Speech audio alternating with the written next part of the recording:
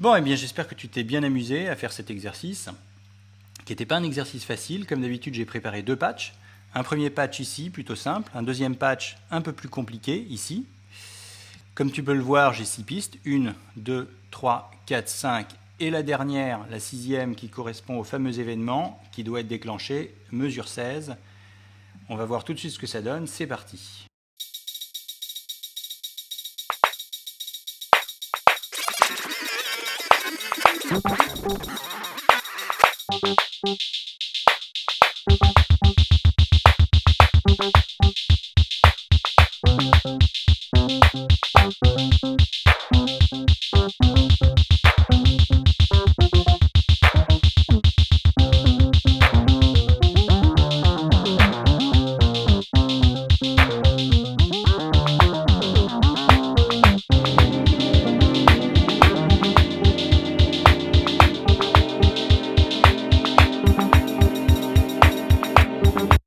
Alors on va tout de suite regarder comment il fonctionne.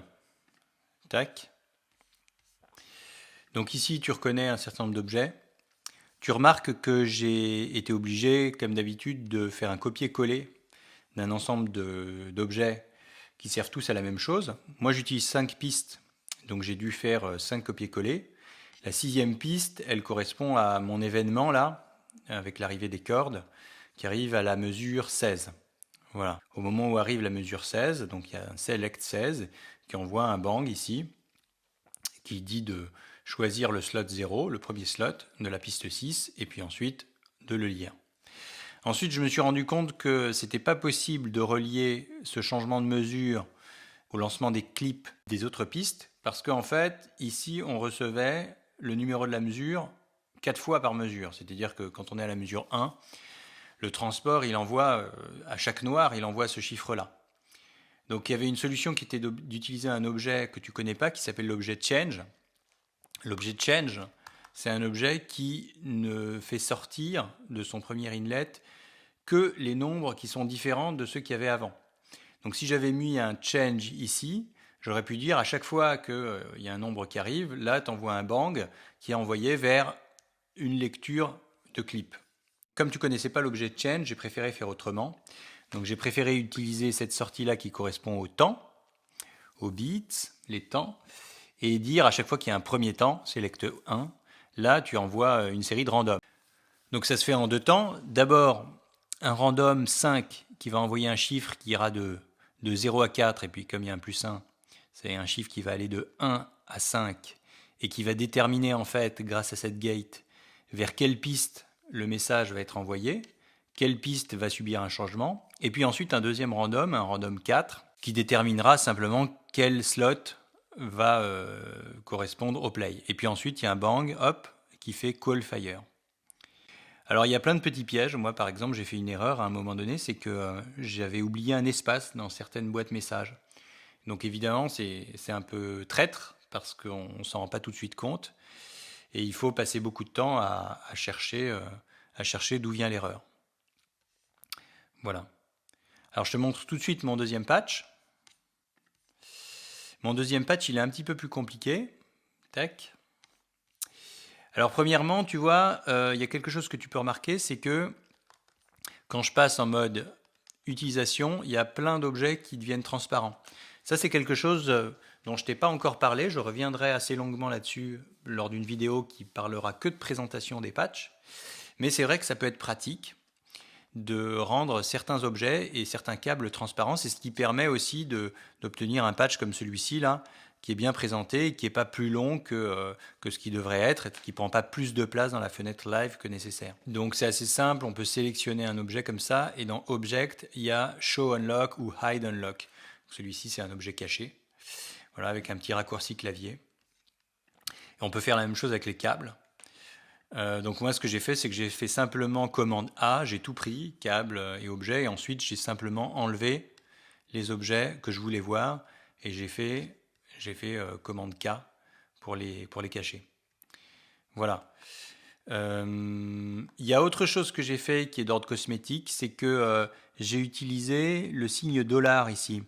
Je me disais c'est quand même un peu bête de dire quand tu reçois le chiffre 0, tu cliques sur une boîte message qui dit slot 0. Quand tu reçois le chiffre 1, tu cliques sur une boîte message qui correspond au slot 1. C'est un petit peu bête, ça va plus vite de dire, bon, bah, quand tu reçois un chiffre, tu ouvres le slot qui correspond au chiffre en question.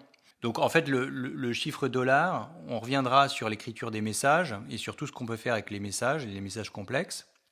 Mais je peux tout de suite te montrer cette chose-là. C'est que quand tu as un message qui dit truc, machin, et que tu mets là-dedans que tu veux qu'il y ait une variable, eh bien tu rajoutes ta variable et tu peux continuer ton message comme ça. Et lorsqu'il y a un nombre qui rentre dans ton message, eh bien il va y avoir ta variable qui va être remplacée par le nombre. On peut tout de suite regarder ce que ça donne avec la fenêtre max. Hop. Si par exemple je mets le chiffre 20, hop, le nombre 20, on obtient bien le message qu'on avait avec le nombre 20 à la place du $1. Alors je me suis dit ensuite plusieurs choses. Je me suis dit, il n'y a pas assez d'événements, on s'ennuie un peu, et je me suis dit, ce serait bien qu'il y ait des moments avec des densités plus faibles. Et pour ça, il faut qu'il y ait des silences. Donc pour ça, il faut que de temps en temps, on envoie un call stop. Donc j'ai créé ici un random qui est variable. Ici, j'ai un petit dial qui peut choisir la variabilité de mon random. Et de temps en temps, plus ou moins souvent, eh bien, il y a un call stop qui est envoyé. Et ce plus ou moins souvent est réglé par ce dial ici. Voilà. Et ensuite, je me suis dit, je veux qu'il y ait plus d'événements. Donc pour ça, j'ai fait deux choses. D'une part, j'ai décidé que les événements interviendraient à chaque noir.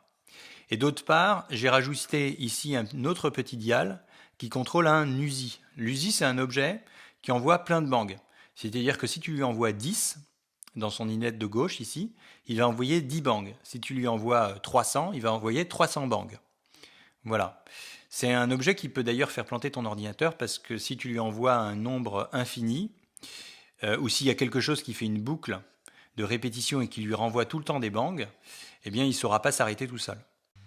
Ici, petit détail, je me suis rendu compte à un moment donné que, évidemment, le Select 16, il envoyait 4 bangs et que du coup, il demandait à ma piste de violon là, de jouer 4 fois. Sur les 4 premiers temps, il faisait play 4 fois.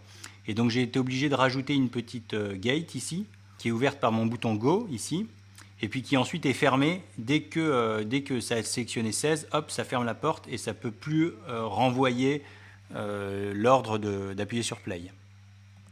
Donc on va écouter ce que ça donne. Alors je vais commencer comme ça avec beaucoup de silence et assez peu de changements, et puis je bougerai un peu ces deux potentiomètres au fur et à mesure. C'est parti.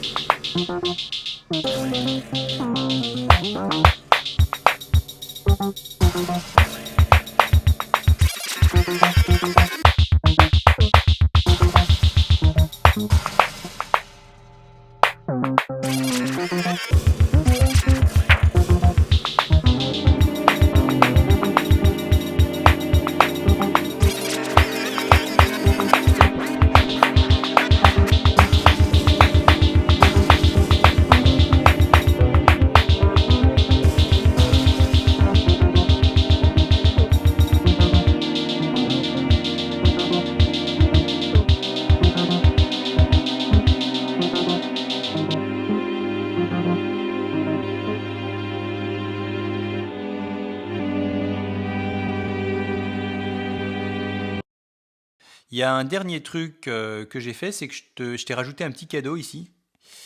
Ça, c'est un petit patch très simple qui permet d'identifier l'adresse de n'importe quel paramètre à l'intérieur d'Ableton Live et de tout de suite le contrôler.